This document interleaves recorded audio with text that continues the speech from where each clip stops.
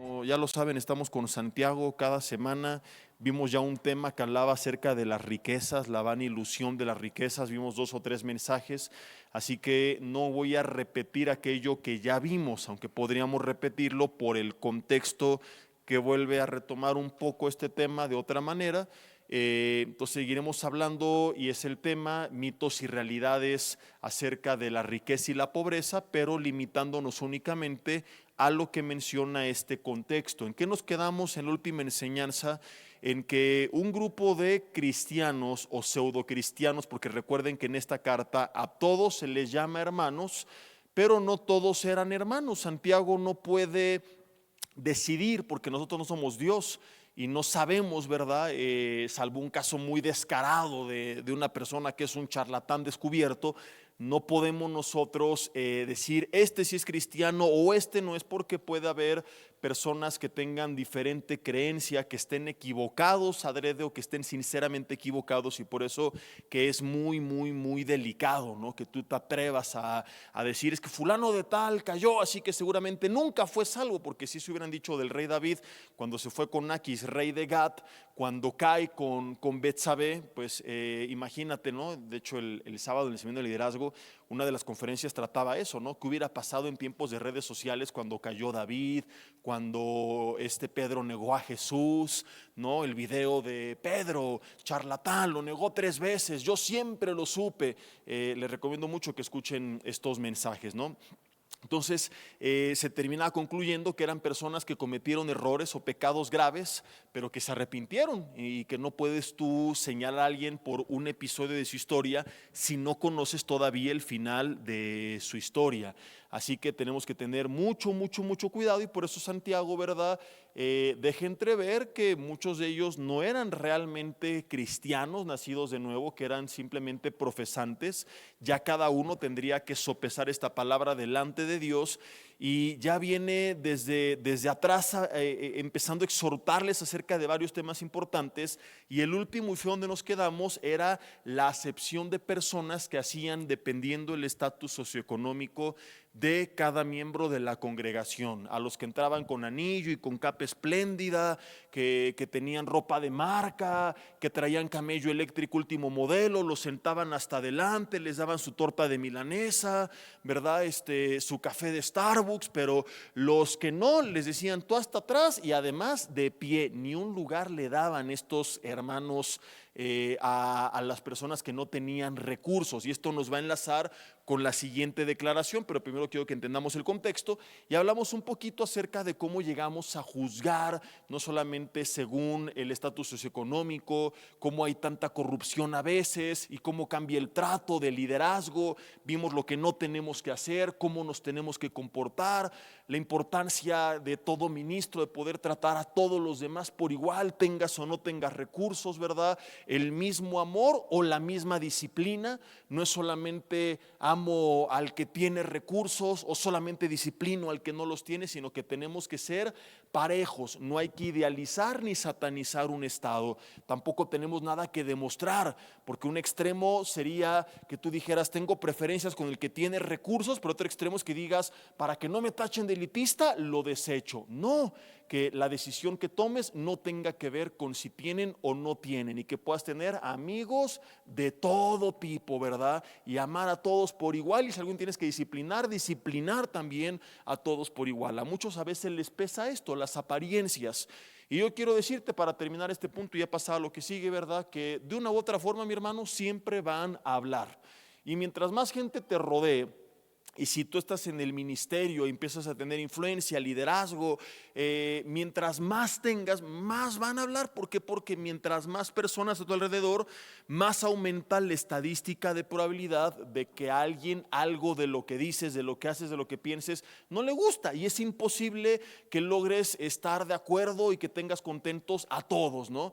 Entonces, imagínate nosotros como pastores tener contenta a toda la congregación, imposible. Recuerdo una vez que fui a predicar a la iglesia del sur en Villanueva para el Mundo. en la Colonia del Valle y que fue un mensaje muy fuerte, muy confrontador. Esa vez no se prestó a ninguna broma y llegó una hermana al final a felicitarme. Me dijo: pastor, lo vengo a felicitar. Me dijo: ¿por qué? Dice: porque hoy no dijo ninguna broma, porque por fin ya entendió, ¿verdad? Lo serio, ¿qué es esto? Y dije: pobre hermana, la siguiente que venga le voy a romper el corazón, ¿no? Porque no le dije absolutamente nada. Entonces, para algunos esto es incorrecto, ¿no? Cuando Jesse habla y que los chistes, y les he dicho, por cierto, ¿no? Yo no cuento chistes, no me sé ni un chiste, a lo mucho uno. De hecho, les he dicho: dime una prédica donde cuente 2 y renuncio. No la vas a encontrar porque no me lo sé, ni los tengo anotados. Oye, pero nos reímos. Pues no fueron chistes, fueron ejemplos del mensaje. Estábamos aprendiendo y simplemente el ejemplo, ¿verdad? Con sarcasmo, con hipérbole, resultó pues que se nos hizo chistoso, que nos dio risa, pero no fue con la intención de reír, sino de aprender. Si al aprender nos dio risa, pues gloria a Dios que matamos 2 pájaros de un tiro y que el mensaje se hizo más ameno, pero nunca los voy planeando y preparando con esa intención. De hecho, estoy totalmente en contra de que alguien se pare solamente a hacer reír, de que alguien se pare y te cuente un monólogo, un sketch, o como le llaman esto, que haga un stand-up en el que...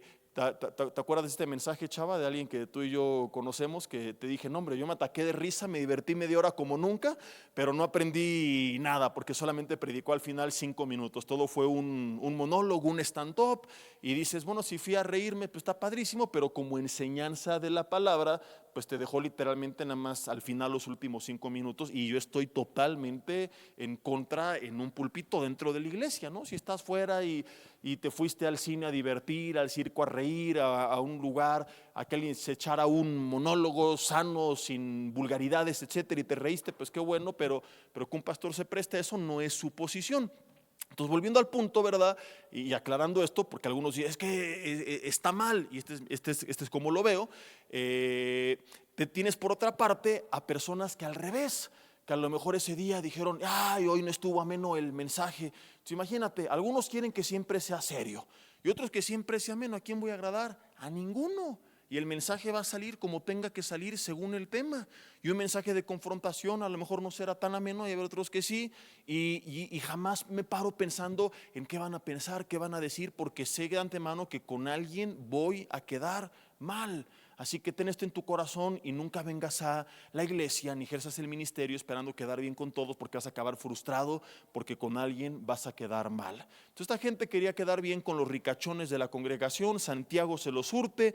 Ya hablamos de eso, te recomiendo mucho esta enseñanza, y vamos ahora a leer lo que dice a continuación Santiago capítulo 2, y vamos a irnos un poquito más adelante. Santiago capítulo 2, vamos a leer en el versículo 1.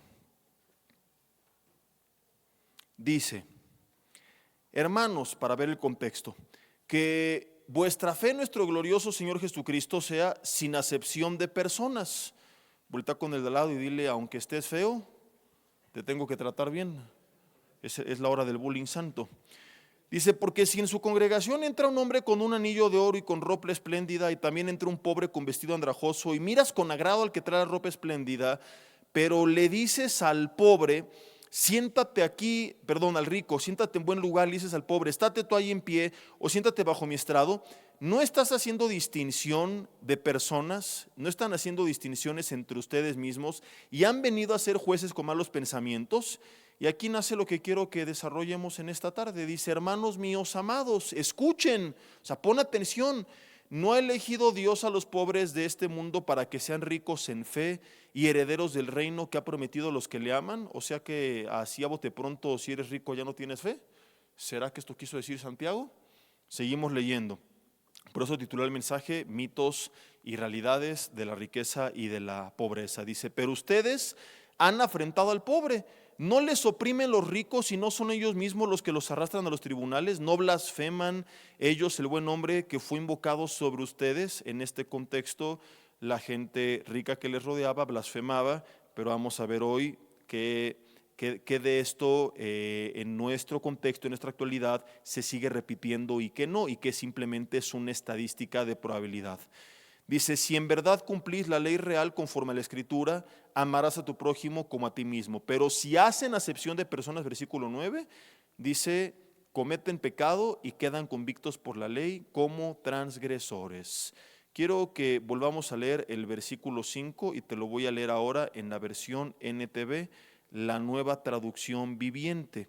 Dice: escuchen, amados hermanos, no eligió Dios a los pobres de este mundo. El contexto está hablando aquí sí de pobres en cuestión material, que no tenían riquezas, que tenían muchas carencias, pero dice, los eligió, no eran pobres en riquezas materiales, pero eran ricos ¿en qué? En fe. No son ellos los que heredarán el reino de Dios. Dice que Dios prometió a quienes lo aman. Ahora fíjate cómo Santiago habla en plural y en tercera persona. O sea, si únicamente los pobres fueran salvos, Santiago lo haría en primera persona. No nos eligió a nosotros los pobres y no es de nosotros la fe y no somos nosotros los que heredaremos el reino. ¿Se me explicó o no?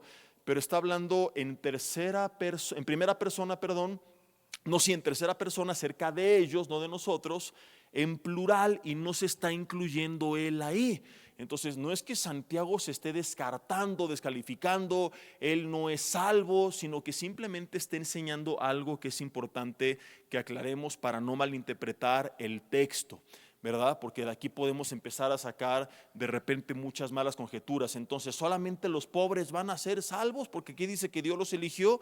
Hay que recordar la regla de hermenéutica de la analogía de la fe, que enseña que la Escritura interpreta la Escritura. Basamos esta regla en que la misma Biblia dice acerca de sí misma que la Escritura no es de interpretación privada. O sea, no es, yo creo que aquí dice esto, no, yo creo que no dice, sino que la misma Biblia se tiene que interpretar a sí mismo, y el Espíritu Santo no inspiró un versículo, un capítulo, un libro, sino 66 libros que son parte de un todo. De hecho, eso significa la palabra Biblia, ¿verdad? Significa conjunto de libros. Tenemos 66 libros, Antiguo y Nuevo Testamento, y si nada más te quedas con uno, pero no ves que dice el resto de la palabra, puedes de repente tener confusión. ¿Cómo acerca de la salvación? Por ejemplo, es que aquí dice que nos ocupemos en nuestra salvación con temor y temblor. ¿Se pierde entonces la salvación? No, de entrada no dice ocúpate por tu salvación, como estuvieras trabajando por alcanzarla, sino en tu salvación, en el estado en que ya estás, trabaja. El hecho de ser salvo no quiere decir que te tiras en una hamaca. Pero así hay pasajes que aparentemente pueden llegar a insinuar que la salvación se pierde, son 6 o 7, contra 200 pasajes que hablan claramente de que la salvación no se pierde. Efesios 2 del 8 al 10 dice que la salvación no es por obras para que nadie se gloríe, que somos salvos por gracia. Efesios 1 dice que somos sellados con las arras del Espíritu hasta la redención de la posesión adquirida, hasta que Cristo venga a redimirnos. Tenemos la garantía del Espíritu Santo, y así hay un montón de pasajes. Hay una serie que puedes buscar si tienes dudas, por cierto, del doctor Alducin, que se llama La seguridad de la salvación. Pero si tú agarras nada más un pasaje y no lees el resto, te puedes confundir. Yo le he explicado de esta forma: si hoy digo algo que no quedó muy claro y tú no dijo esto, no quiso decir lo otro, ¿para qué especular si me puedes marcar qué fue lo que quisiste decir? Porque tienes acceso al autor, ¿no? del dicho.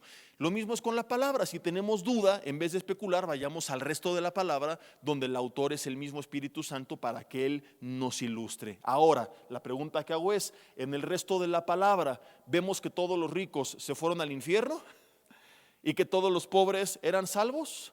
No. Sí vemos una inclinación, y es que Jesús dijo que era más fácil que pasar el camello por el ojo de una aguja. No vamos a debatir acerca de qué significa esto, a que un rico entrara al reino de los cielos. Entonces sí vemos, como lo vamos a explicar, que suele suceder en el rico que se confía en las riquezas, que piensa que no necesita de Dios, que no busca a Dios y que por eso no es salvo. No por su riqueza, sino porque su riqueza le hizo creer que no necesitaba de Dios. Pero hubo ricos en la Biblia que a pesar de su riqueza dependieron de Dios. ¿Sí o no? Abraham era un hombre próspero. Salomón era un hombre próspero. ¿Quiénes lo corrompieron? No fueron las riquezas, fueron las mujeres. O sea, que es más peligrosa una mujer que el dinero. No le digan que les dije esto a las mujeres, ¿verdad? Pero ahí está la moraleja bíblica. Salomón no lo corrompió la riqueza, pero sí las doñas, ¿verdad? Tienes el joven rico, por ejemplo, que al principio sí puso su corazón en las riquezas. Lucas, un hombre muy próspero, pero que después, perdón, el joven Marcos quise decir, pero que después se volvió al Señor. y tienes así pues diferentes ejemplos, ¿no? La iglesia, por ejemplo, de Jerusalén era muy humilde, pero la iglesia de Antioquía era una iglesia cosmopolita en una región muy próspera y apoyaron a la de Jerusalén en los tiempos de escasez. En el caso, por ejemplo, del mensaje a la iglesia de Éfeso, que vivían en una profunda tibieza espiritual, en una región muy próspera económicamente, y esa prosperidad les hizo creer y concluir: yo soy rico, es lo que decían, y me he enriquecido y de ninguna cosa tengo necesidad. Entonces Dios les dice, perdón, era la iglesia de la Odisea, no la de Éfeso. La de Éfeso es la que perdió el primer amor. Entonces era la iglesia de la Odisea, y le dice el Señor: y no sabes que eres un desventurado, miserable, ciego, pobre y desnudo. Entonces el problema no era que eran prósperos porque vendían colirio y creo que también producían lino, lo exportaban, estaba en una ruta comercial importante de la época. El problema es que eso les hizo creer que no necesitaban de Dios. Entonces, si tú eres pobre o eres rico, hablando de la parte material, el problema es que en una u otra condición tú piensas que no necesites del Señor. Y lo que nos hace salvos es nuestra fe en Jesucristo. Y tú ves que en México hay mucha gente humilde que no quiere saber nada de Dios, que es profundamente idólatra. Y no por ser pobres son salvos. ¿Queda claro o no? Hay demasiada idolatría y demasiada gente, ¿verdad?, que prefiere creer quién sabe qué tanta barbaridad y estupidez y media que rendirse al Señor a pesar de todo lo que están viviendo. Como dice el dicho, ven la tempestad y no se hincan, ¿si es así o no? Sí, ven la y no se hincan, o sea, les pasa todo y ni así. Pero en teoría, como lo vamos a ver, el pobre, pues como no tiene nada ni nadie, no le queda más que depender de Dios. Y el rico, estadísticamente hablando, a veces se confía en sus riquezas y se olvida de Dios. Entonces, esto es lo que vemos en la Biblia cuando vemos el panorama general completo. Y por eso vuelvo a repetir, Santiago, si quisiera afirmar, y ahí sí nos metería en un problemón, que solamente el rico tiene fe y es salvo, hablaría él en primera persona y diría: no nos ha elegido a nosotros los pobres para que seamos salvos, para que seamos ricos en fe, para que tengamos la vida eterna, incluyéndose él, y aparentemente dejando entrever que solamente el pobre puede tener fe y puede ser salvo, pero habla en tercera persona porque es una inclinación en la balanza, pero no es una estadística del 100%. Así que, teniendo esto en cuenta, vamos a ver algunas cosas importantes. La primera de ellas, que ya hemos anteriormente estudiado, pero que volvemos a este pasaje, a través de este pasaje, a recordar de forma explícita, es que tú puedes estar en Cristo, ser rico en la fe y padecer necesidad material. ¿Estamos de acuerdo o no? Porque esta gente era rica en fe, pero pobre en bienes materiales. Y esto contradice totalmente la falsa teología y la charlatanería de la teología de la prosperidad. Que si no eres próspero, ¿qué te dicen? Es porque no tienes fe, ¿no? Y si tienes fe, móchate, cáete con tu semilla, pacta, siembra, entrégale todo al Señor y el Señor te va a bendecir. No es así como funcionan las cosas. Tenemos un grupo de personas que era rica en fe, pero que eran pobres en la parte material. Que te esté yendo mal no quiere decir que el Señor no esté contigo, mi hermano. Es importante que te quites esa carga. Ahora, si hay algo que tienes que tratar, trátalo y no te hagas pato con el Señor, pero tú conoces tu conciencia. Alguna vez Pablo habló del testimonio de su conciencia, que es más importante que el testimonio de lo que digan los demás, porque engañar a los demás es facilísimo. Cada día son más y más y más casos de gente que vivió tras una apariencia, tras una careta, y hasta que Dios saca cosas a la luz. Pero lo más importante es cuando te vas a la cama, en tu conciencia, si tú estás claro de si eso que piensan los demás es verdad o es simplemente pues una apariencia. Entonces yo he tenido, para aclarar lo que estoy queriendo decir con esto, muchas veces consejerías con hermanos por temas económicos. Yo algún día di una serie que te recomiendo que se llama Un curso de finanzas para familias y para matrimonios. Esta serie le he dado como 2 o 3 veces. La primera la di hace como 15 años. No me gusta escucharla porque me obliga a ponerme en orden, porque recuerdo cosas que tengo que hacer y que dejo de hacer, y me hace volverme bien administrado, ¿verdad? Y algunas cosas que hoy ya vi yo podemos disfrutar es el resultado de decisiones que empezamos a tomar no hace un mes, sino hace 18 años atrás que nos casamos. Entonces, pues conozco un poco de lo que la Biblia dice acerca del tema, ¿no? Y uno de los mensajes justamente trata de cuáles son las posibles causas de crisis. Y he tenido hermanos, ay pastor, es que pues me está pasando mal y puse un circo y me crecieron los enanos y nada me sale bien y esto, aquello y el otro. Y lo primero que hacemos es, a ver, sé bien honesto. No puedes atribuirlo todo al diablo y al mundo y a la opresión y el enemigo, porque hay quien llega así, no, el diablo y repréndalo y no sé qué, pero tampoco lo puedes descartar. Entonces, como un médico, cuando tienes algún síntoma, te manda a hacer estudios y exámenes para profundizar y tener toda la información y entonces dar un veredicto. Lo mismo tenemos que hacer cuando aconsejamos. Entonces sería un error nada más, no vamos a orar ahorita, reprendemos el espíritu de pobreza y como dice Joel, y al revoltón y al urugón y al saltón y no sé qué tanta cosa rara, y declaramos, y es lo que hace la teología de la prosperidad, y tú siembra nada más, pero puede haber muchas posibles causas o ninguna. En el caso de Job no es que cometió algún pecado, Dios quiere dar una lección. Entonces lo que sí hago es, a ver hermano, ¿hay algún pecado oculto en tu vida? Porque el pecado oculto, sí o sí, estorba la bendición de Dios. Entonces, para comenzar por ahí. No hablo de perfección, todos la regamos todos los días. Hablo de algo que tú sabes que está mal, pero que no quieres tratar, que no quieres pedir ayuda, que no quieres dejar. No algo que no puedes o que crees que no puedes dejar. Esto lo hemos dicho, es diferente cuando alguien está con todo su corazón contristado y dolido, queriendo dejar algo, pero no puedo, ayúdenme por favor. Esa persona Dios la va a ayudar y le va a dar el poder para dejarlo.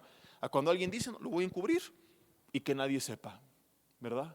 Porque estoy feliz así. Entonces, a este tipo de personas a las que me refiero, Dios no la puede bendecir, ¿no? ¿En qué lo sustento? En que el que encubre su pecado, lo vimos al principio de la serie, no prosperará, mas el que lo confiesa y se aparta, alcanzará misericordia.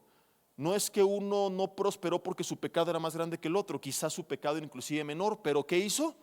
Lo encubrió. Por eso siempre pregunto, y hay un montón de pasajes así, ¿verdad? Que hablan, y Jesús dijo, separados de mí nada puedes hacer.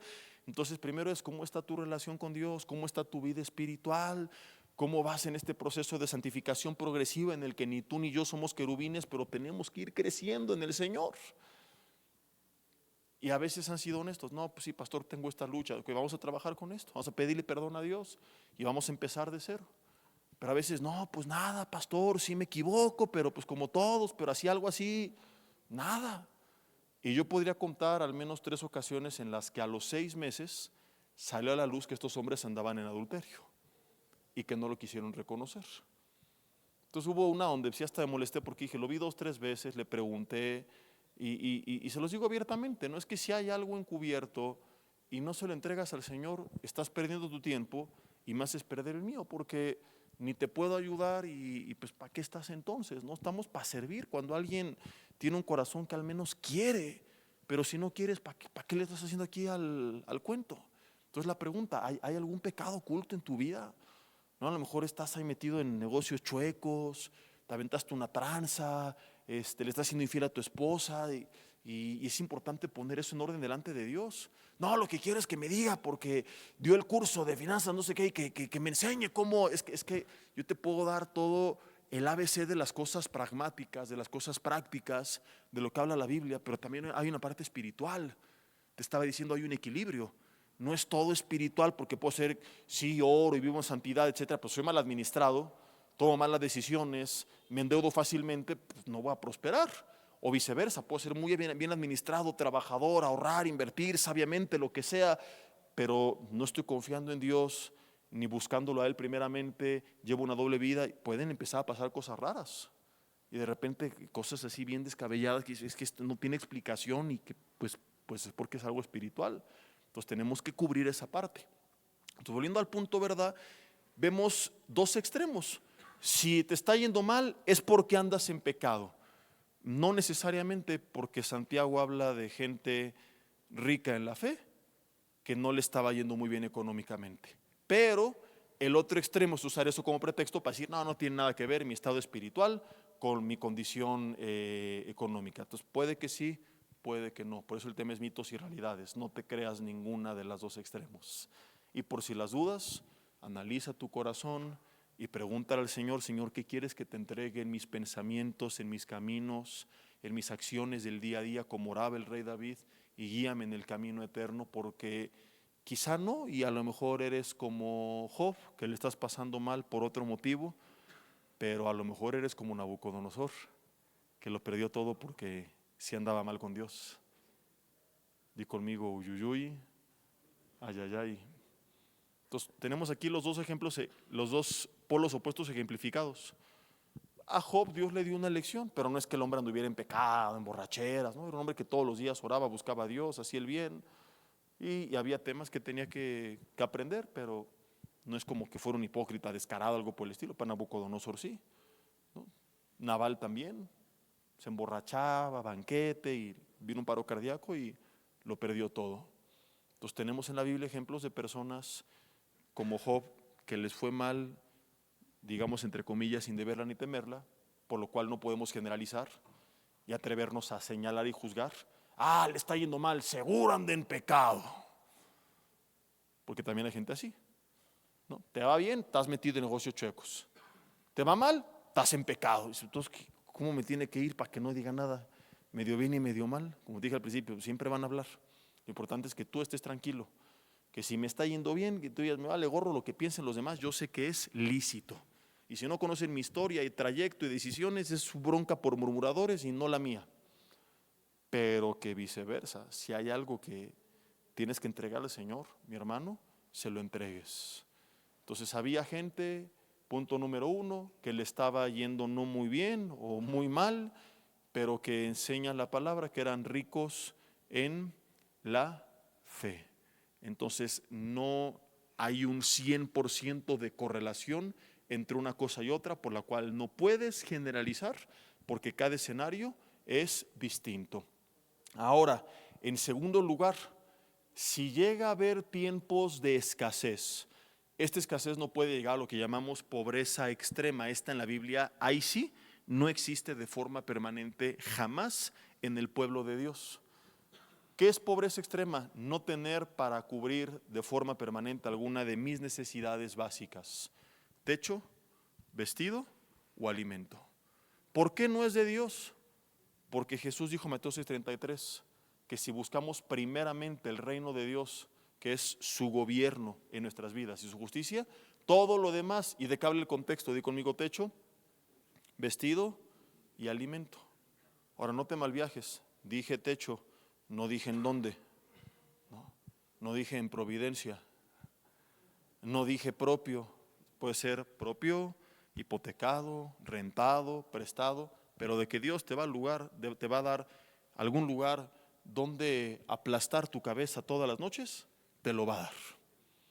Cuando alguien ya no tiene ese lugar, oye, la pregunta es, ¿Jesús mintió? ¿Sí o no? ¿Nos chamaqueó? Digo, híjole, se me fue la onda. ¿Qué crees que a veces sí no? Es su promesa. Y Jesús no miente. Entonces, busca primeramente el reino de su justicia y todo lo demás. No dijo, quizá a lo mejor tal vez te serán añadidas. No, te van a ser añadidas. Entonces, Él promete que no nos va a faltar de entrada techo. No estar de arrimado con tus papás, porque no es bíblico que vivan dos familias juntas de forma permanente. Oye, que en una transición me cambié de ciudad, me estoy mudando de casa, lo que sea, ok, pero permanente, que ya mi hijo lleva 6 años casado y vive aquí en la azotea, ¿verdad? No es esto el orden de Dios. Oye, pastor, pero es para que les alcance, porque si no les alcanza, no, al revés. Por no obedecer a Dios no les alcanza, porque Dios dice, ok, lo quieres hacer a tu manera, adelante, está bien, no quieres confiar en mí, perfecto, síguele así. Entonces buscas primeramente el reino de Dios, el gobierno, lo hago a la manera de Dios. Y aunque sea en un cuartito con un colchón, pero ahí me voy recién casado, que además recién casado no necesitas más que el colchón, ni la tele necesitas, ¿verdad?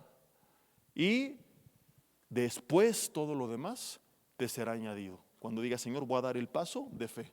Si tienes a tus hijos casados, quise decir hace rato, no iban a llegar todos a correr a sus hijos, sáquese de aquí, ¿verdad?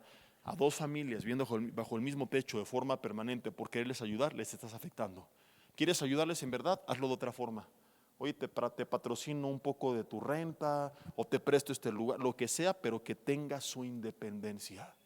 techo, vestido, que si es de marca o no es de marca, ya esa es otra cosa, pero Jesús prometió, no te va a faltar vestido y alimento, que si son tacos del Sonora Prime o de frijol con gorgojo, o de pastor premium o de suaperro, ya esa es otra cosa. Pero del pata, dice Paco, del pata o del perro, ¿no? De la pata, pero de perro, de lo que sea. Pero el Señor prometió que no te va a faltar alimento. E inclusive si nos pusiéramos un poco estrictos con toda la Biblia, vemos que el mismo Jesús, a pesar de que dijo el Hijo del Hombre no tiene donde recostar su cabeza, siempre tuvo para ayudar a los demás. Yo de ahí creo, pero ya ahí sería añadir a lo que Jesús de forma explícita prometió, pero mínimo forma explícita Jesús promete techo, vestido y alimento. Pero yo veo en la Biblia también que tiene que haber en el pueblo de Dios un remanente para poder ayudar, para poder bendecir, para poder contribuir, para que la palabra de Dios sea predicada de alguna manera a otras personas. Pero si quieres, hacemos esta a un lado y luego la platicamos, la debatimos, pero cuando ya no hay de forma permanente, no es una transición, es que ya techo, vestido, alimento, mi hermano, ya algo está en desorden delante de Dios. El mismo rey David, que le fue como en feria muchas veces, que llegó a vivir en una cueva, dijo, joven fui y envejecido, jamás he visto justo desamparado, ni su descendencia que mendigue el pan. Por eso hace poco veíamos, hay ocasiones en las que ayudar es más bien afectar, porque estás estorbando el trato de Dios sobre la persona, y que la ayuda sea temporal como un acto de misericordia para testificar, pero no puedes hacerte cargo de forma permanente de sus responsabilidades, porque quizá Dios tiene que tratar algo con él. Yo siempre he preguntado qué hubiera pasado si alguien ayuda al hijo pródigo en su crisis. El hijo pródigo no estaba ahí por una prueba, porque esto es lo que te dicen siempre en la consejería, es una prueba de Dios o un ataque del diablo. Y digo, ¿y qué tal que es consecuencia de tus malas decisiones?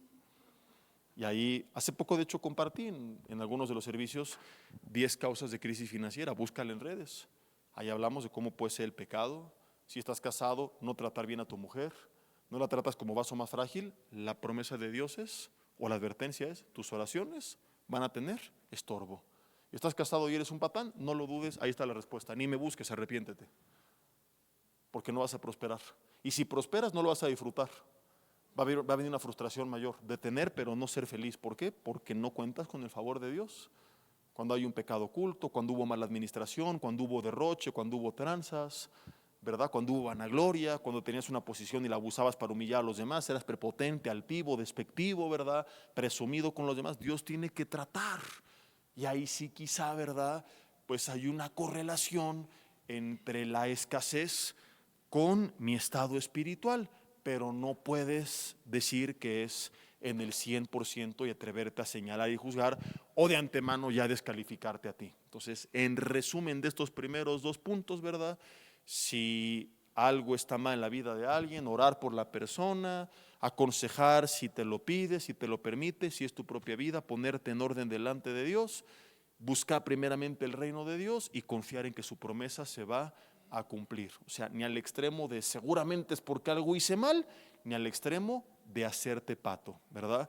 Y si ya carezco de lo indispensable, ahí sí, Señor, háblame, porque esto ya no está en orden, ¿verdad? En tercer lugar, el hecho de que Santiago diga esto, lo adelanté un poquito, es sinónimo de que entonces, si Dios te llega a bendecir en esta área, en la parte material, es pecado, no tienes fe, porque Santiago dijo, no ha elegido Dios a los pobres de este mundo para que sean ricos en fe. ¿Será que eso es lo que quiso decir Santiago? Que entonces, si alguien es rico materialmente, no tiene fe.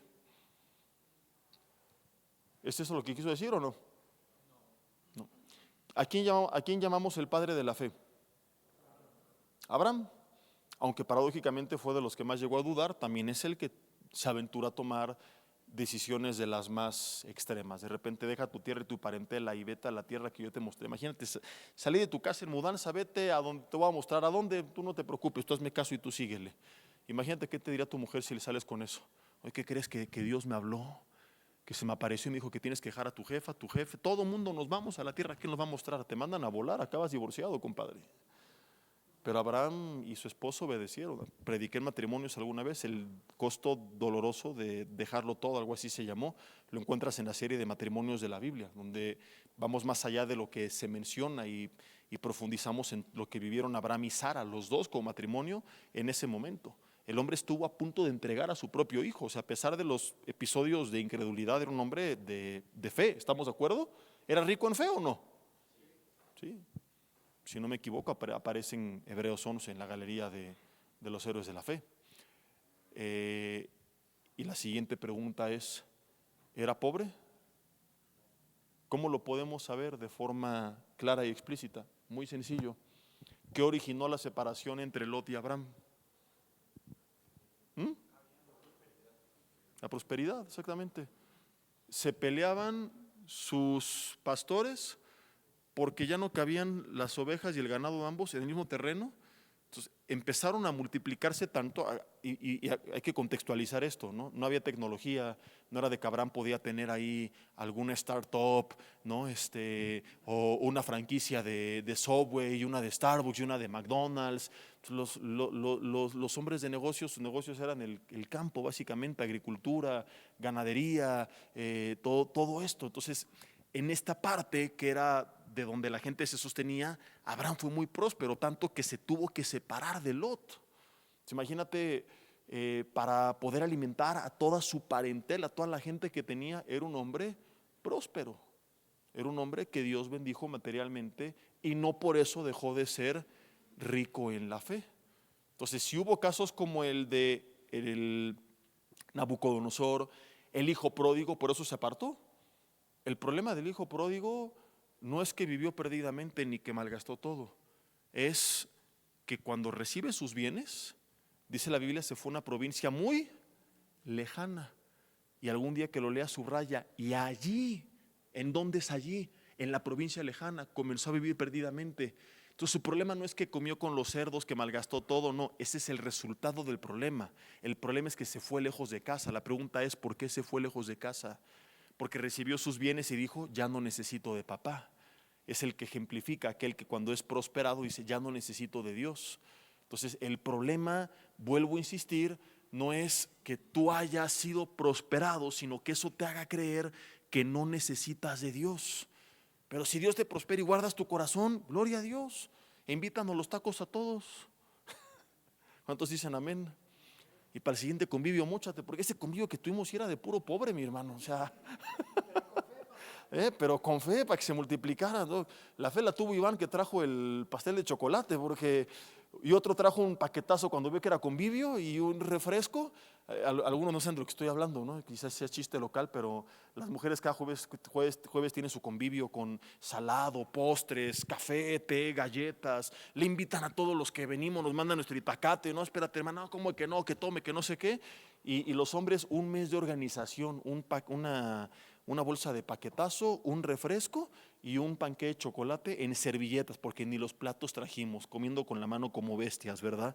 Entonces pasamos el domingo siguiente la comparación de lo que hacen las mujeres cada jueves así bien casual y lo que hacemos los hombres con un mes de organización. Yo sé que para más que eso sí nos alcanza, pero somos un poco descuidados, pero sí, ese sí parecía convivio de personas que andan pero en pobreza mega extrema, ¿verdad? Pero algún día nos reivindicaremos. Entonces, bueno, las calles en el cielo son de oro, las paredes de piedras preciosas. Ageo 2:8 dice que Dios es el dueño del oro y de la plata.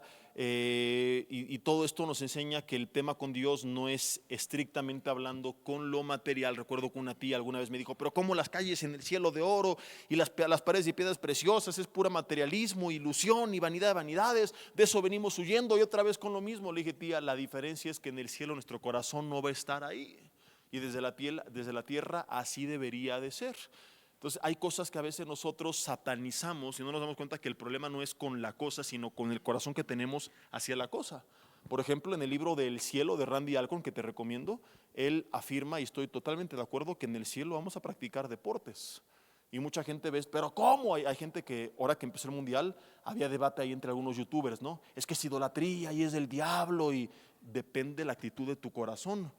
Si te deprimes, te vas a emborrachar, a aventarte al cofre del coche para celebrar, ¿verdad? A sangolotearlo y tronarle los amortiguadores y pegarle al parabrisas. Entonces, por supuesto que eres un carnalote endemoniado que se tiene que arrepentir.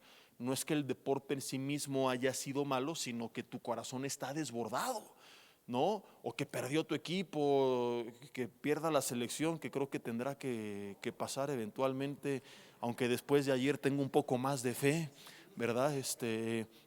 Aumentó mi fe un niño de 17 años, ¿verdad? Que Dios guarde las piernas de Gil Mora. Y esperemos llegar muy lejos, pero si no fuera así y tú te deprimes y te vas a emborrachar y no sé qué, ese es el problema, que la gente se pelee, que se agarre a golpes, pero el deporte en sí mismo, sin el factor carne, tiene virtudes, ¿verdad? El trabajo en equipo, en teoría el respeto al prójimo que debería de existir, el cuidado físico, que es algo que no se predica mucho, pero que es algo importante también, porque si no estoy bien físicamente, ¿cómo tener energía de poder hacer todo lo que Dios me manda? Entonces, por eso el autor dice, por supuesto que en el cielo seguirá habiendo deporte, ¿no? Pero ¿cómo? Si esto provoca en la tierra, bueno, pero en el cielo no va a ser así. Lo mismo con la autoridad y el poder. En Apocalipsis habla en el cielo de reyes y de sacerdotes. Pero ¿cómo que hay reyes? Si el único rey es Cristo, no, Él es el rey de reyes y señor de señores, pero habrá reyes. Y habla en los últimos capítulos de Apocalipsis de los príncipes o gobernadores de la tierra que traerán su primicia a la Nueva Jerusalén. Sí habrá gobernantes, pero no como los de la tierra. El problema no es con la posición, sino con el corazón, que llega a la posición y lo utiliza para envanecerse, para amedrentar, para su propio beneficio, pero en teoría en la Biblia la autoridad es sinónimo de servicio. Es un privilegio más que es una responsabilidad más que un privilegio. Dicho sea de paso, lo mismo como cabeza del hogar. Lo prediqué un par de veces con los matrimonios. Ser cabeza del hogar no es de que aquí soy el rey y se callan y se sujetan, no. No es un privilegio para hacer lo que quieres, es una responsabilidad de bendecir y cuidar y proteger y proveer a toda tu familia y de sacrificarte si fuera necesario tú por amor a ellos. Cuando la gente entiende esto, ¿verdad? A ver, autoridad es sinónimo de servicio, de bendición. No tiene conflicto con el cielo haya reyes, porque no serán reyes en su trono, con su corona, con la gente alabándola, sino reyes buscando un buen gobierno, como debería ser desde la tierra. Entonces, lo mismo es en cuanto a lo material. ¿Por qué hay paredes de piedras preciosas y calles de oro? Porque eso nunca ha sido el problema. Porque esos son recursos. No, antes que materiales son recursos. ¿De dónde sale el oro y los diamantes? ¿Son sintéticos? No te puedo garantizar que habrá drones y iPhone 17 Pro Max en el cielo, pero, pero sí te puedo garantizar, porque la Biblia dice que hay calles de oro y paredes de piedras preciosas, porque uno es hecho por el hombre, pero el otro son recursos naturales. Son metales, son piedras que eran parte de la creación original. Y Dios no va a renunciar a aquello que era parte de la creación original.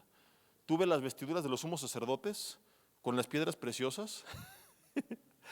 Tengo la curiosidad, a ver si alguien me ayuda a preguntarle a ChatGPT, pregúntale, dile, de acuerdo al tipo de piedra y peso, ¿cuál sería el costo de este efod sacerdotal en la actualidad? Creo que Chavay lo está checando.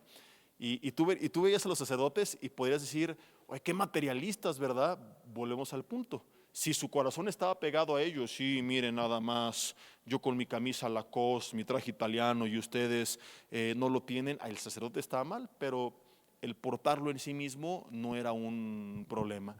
¿Por qué mencionamos esto, hermanos? Porque a veces hay gente que se va al extremo también de cargarse de más y le da pena disfrutar de cuando Dios le bendice por miedo a que lo calumnien, que lo murmuren, que lo tachen de materialista. Entonces, echamos bullying santo entre nosotros y yo molesto mucho con esto del iPhone, hecho carrilla y todo, pero ya hablando en serio, si puedes, quieres, cómpratelo y no pasa nada. O sea, echamos relajo, ¿verdad? Para divertirnos, pero no es de que, materialista, mira lo que tiene. O sea, si tu corazón no está ahí y puedes, sin endeudarte, sin amargarte, sin perder la paz, no pasa nada. Si te quieres comprar tu playera de la selección, ¿cuánto cuesta la de juego? 3,000 pesos. Y disfrutarla y no te vas a endeudar, cómpratela y no pasa nada. Ahora, yo conozco unas clones que cuestan 450 pesos, pero di no a la piratería. ¿Cuánto, chava? Más de $500,000. No manches, 10 millones de pesos. Yo con eso vivo toda mi vida y mi descendencia, y estos cuates lo traían en un chalequito nada más, ¿verdad? Señor, ¿no quieres que los pastores nos vistamos también con uno de esos en la actualidad? Échame uno de esos y yo te lo guardo, Padre.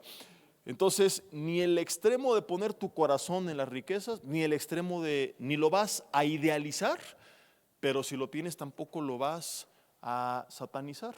Entonces, como Pablo dijo, y creo que lo resume perfectamente en Filipenses 4 del 11 al 13, he aprendido a contentarme cualquiera que sea mi situación, sé vivir humildemente y sé tener abundancia.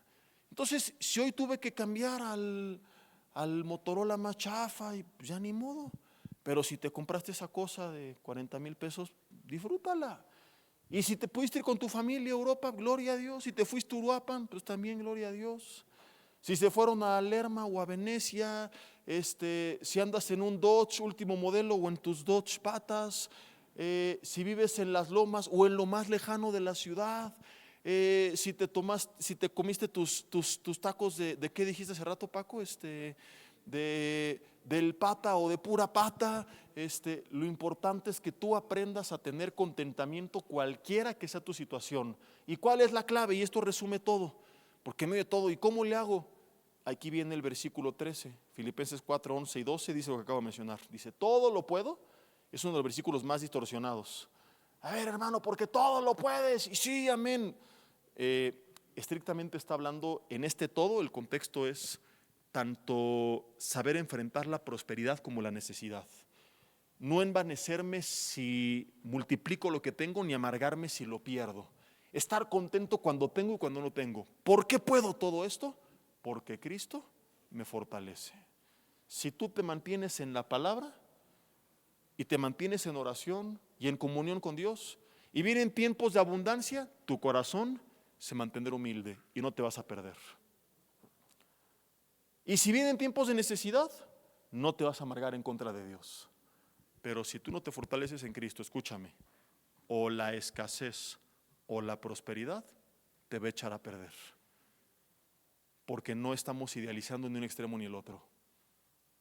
Porque si así fuera, no encontraríamos a ricos que se apartan cuando prosperaron o a pobres que se apartan cuando lo perdieron todo. Uno porque se envaneció, otro porque se amargó, confirmando que el problema no era si tenía o no tenía, sino que su corazón se apartó de Dios. Yo conozco como pastor los dos extremos. Sé de gente en la pandemia que lo perdió todo y se amargó en contra de Dios, pero sé de gente que era bien ferviente y que venía y que estaba y que de repente Dios le empezó a prosperar y se apartó de Dios, que desaparecieron por completo, no de la congregación, de su comunión con Dios. Sé que han prosperado materialmente, pero su vida personal y familiar es un rotundo fracaso y un desastre. Porque Jesús dijo, separados de mí, nada pueden hacer. A ver si me da tiempo de lo que sigue. Ok, explicamos esto. Entonces, Santiago, ¿por qué dice que los ricos de este mundo, los pobres de este mundo son ricos en fe? Ya lo medio adelanté, pero lo quiero desarrollar como punto número 4. ¿Por qué? Porque el rico suele, estadísticamente hablando, poner su confianza en las riquezas. Son ricos materialmente, pero pobres espiritualmente porque piensan que por lo material no necesitan de lo espiritual. Porque están acostumbrados a resolver todo ¿a qué? A billetazos. ¿Qué hace el rico si hay un tema legal? Una llamada y su bufete de abogados y asesores, ellos se encargan. Ese no es problema. Pero el que no tiene para pagar al abogado, ¿qué le queda? Ponerse de rodillas y clamar a Dios. El rico cuando está enfermo, ¿qué hace? No, tráiganse a todos los doctores, medicamentos y a billetazos. Pero el pobre que no puede pagar al doctor, ¿qué hace? Clamar a Dios, en teoría. Hay pobres que claman a chamanes, a brujos, etcétera, etcétera. Pero en teoría estamos hablando aquí de una persona que conoció de Jesucristo y que en un dado caso lo ganó todo y otro que lo perdió todo. Como ya mencionamos, puede haber excepciones a la regla, pero la estadística se inclina a que el rico suele poner su confianza en sus riquezas y el pobre, pues como no tiene nada para resolver, no le queda más que o confío en Dios o confío en Dios. Entonces, que eso, mis hermanos, nos lleve, como lo acabo de mencionar en Filipenses 4:13, a que no esperes a tenerlo todo para ver qué decisión vas a tomar y de repente darte cuenta que quizá tu fe estaba frita y te apartaste de Dios, o a perderlo todo para volverte a Dios. Desde hoy, sea como sea que estés, vuélvete al Señor, mantente en el Señor, sé rico en fe, y eso garantiza que pase lo que pase, prosperes o no, aumente lo que tienes o lo pierdas todo, tú te mantengas con gozo, con paz en tu corazón, fortalecido en el Señor. Quiero leer Mateo capítulo 19, versículo 6, en el poco tiempo que nos queda. Mateo 19,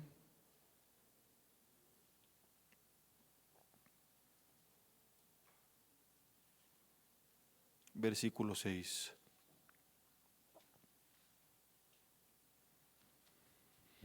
Perdón, 16.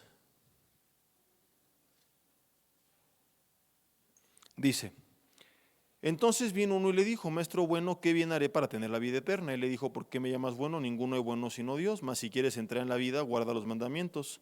Le dijo: ¿cuáles? No matarás, no adulterarás, no hurtarás, etcétera, etcétera, etcétera.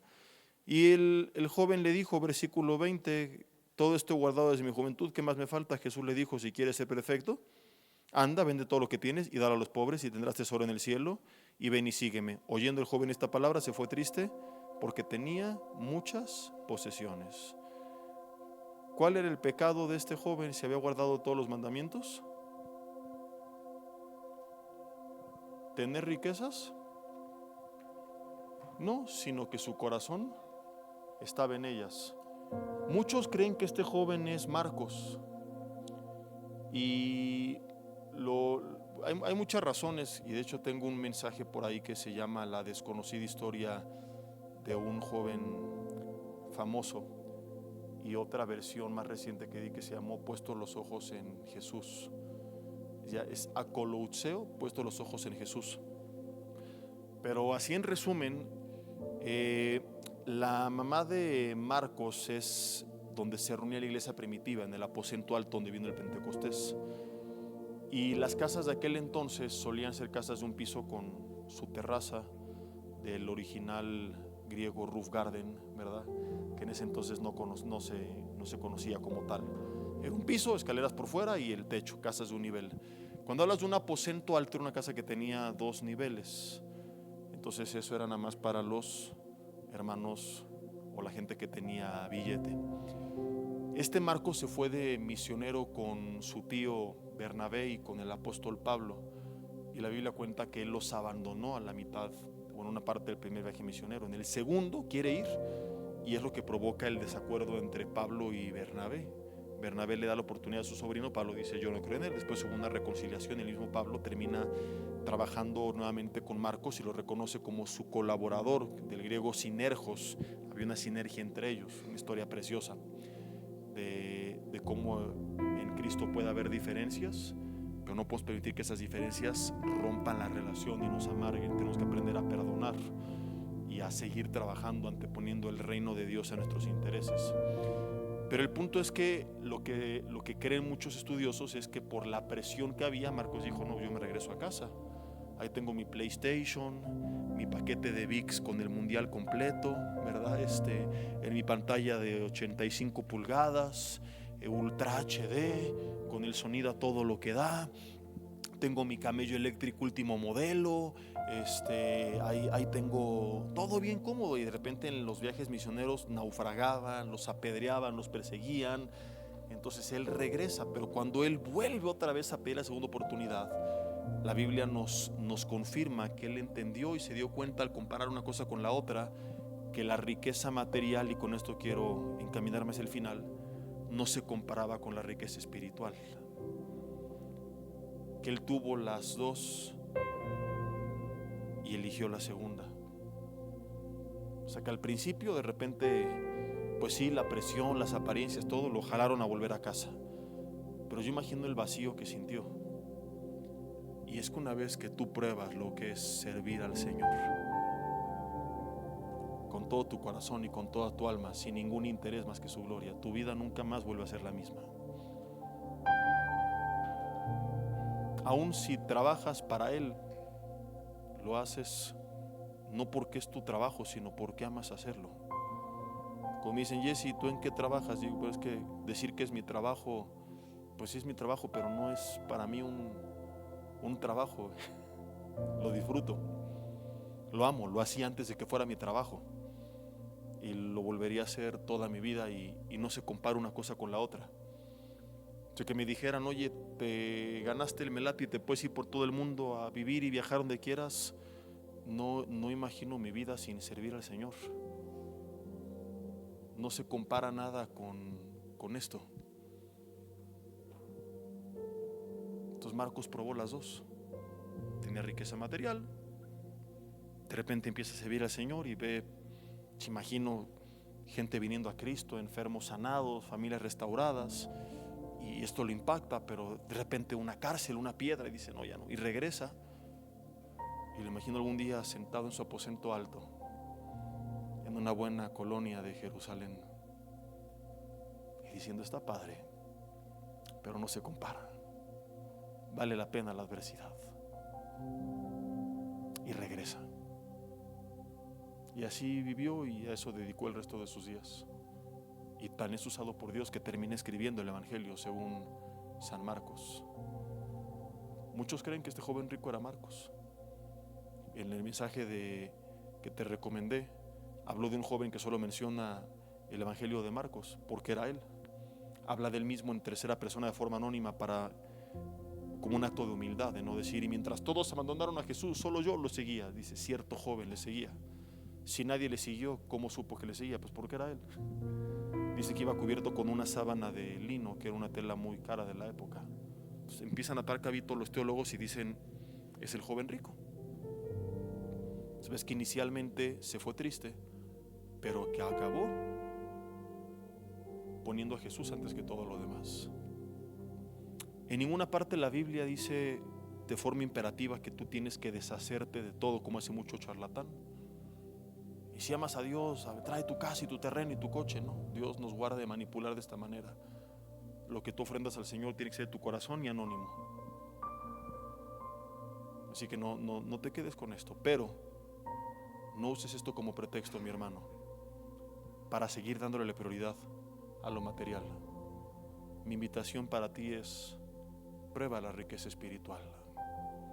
Con la intensidad que buscas cerrar negocios, con el misma pasión que buscas las cosas en tu trabajo, busca el rostro de Dios, busca su palabra. Así como busca citas para algún cliente, busca oportunidades para predicar a alguien de Cristo. Busca el momento para orar por alguien, la oportunidad de aconsejar a alguien.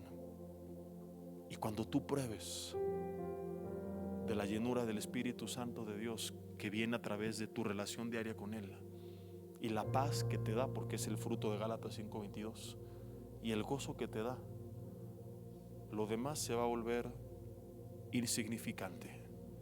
No en el sentido que dirás que se vaya todo a la basura, sino si se puede, qué bueno, si no, también.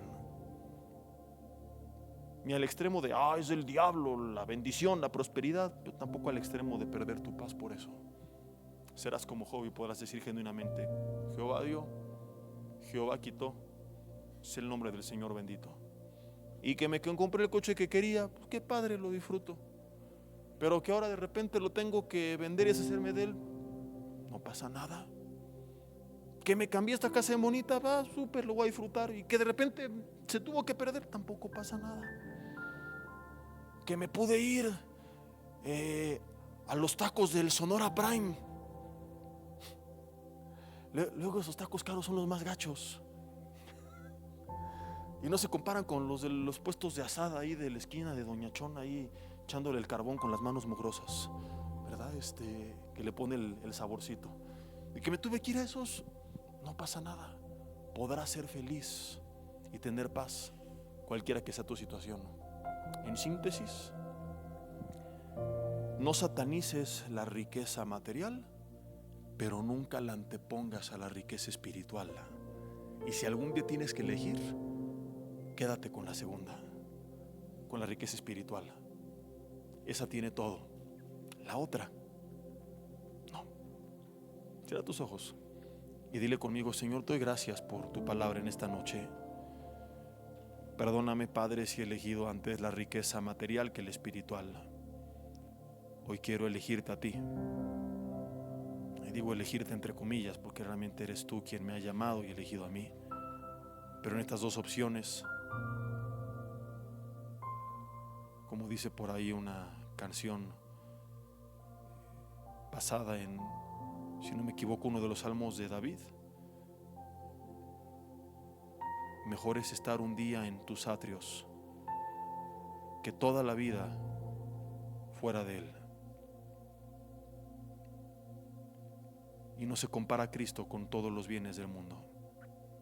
Dile: Dios, perdóname si por causa de lo material he sacrificado mi comunión contigo, mi tiempo de oración, de discipulado de la Biblia, mi ministerio, mi servicio, la oportunidad de ayudar a otros.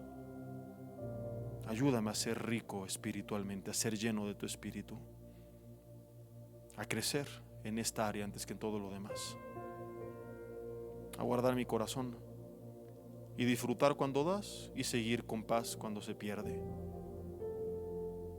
a no idealizar ni satanizar ningún extremo, sino simplemente disfrutar de tu presencia y dejarme llevar de tu mano a donde tú me lleves.